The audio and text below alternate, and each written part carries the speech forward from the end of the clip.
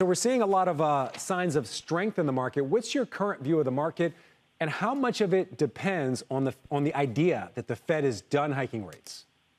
Well, I think the idea of the Fed being done has really driven the 10-year yields down, helping to drive equity prices higher. And we're calling 2024 the year of the bucking bull. We think both bonds and equities will be in a bull market next year.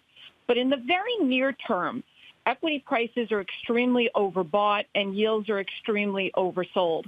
So for the next couple of weeks, if we see a backup in rates and a little bit of a pullback in the equities, that would be normal. But I still think going into year end, you'll continue to have a rally that carries over into early next year. All right, so you're saying there's a rally that carries over into next year. You actually gave us your S&P forecast for 2024. You say 5,200 to 5,400, as much as a 17% upside from what we're seeing right now. Are there other catalysts besides the fact that the Fed's done hiking rates and yields are lower? Is there something else that continues to push the market in your mind? Absolutely. At the end of the day, Frank, it's really all about earnings. And we think earnings have actually troughed and can improve. And you were just talking about AI. I think it's going to be challenging to figure out how do we estimate the productivity enhancements that are going to go into earnings. But we do think that companies will get productivity enhancements. We're seeing unit labor costs come down, and we think earnings are going to be good for next year, and we think there's a solid base for equities to rally. All right, talk me through this one. So you say earnings are going to be better, but is it a rising tide that lifts all boats? Are there certain parts of the market? Is it tech earnings that push the market higher? Is it a broadening of the market that pushes everything higher? Well, if we look at the Magnificent Seven, they certainly have been supporting the earnings. We think that you'll get a broadening out.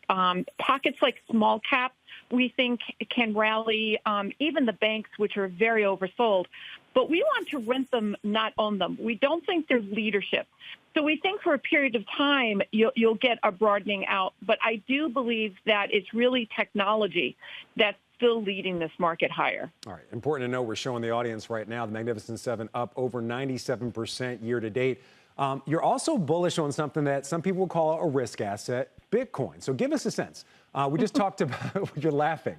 We just talked about it hitting a high for, I think, the last year and a half or so. Right now, it's trading at just under 42,000, briefly peaked 42,000.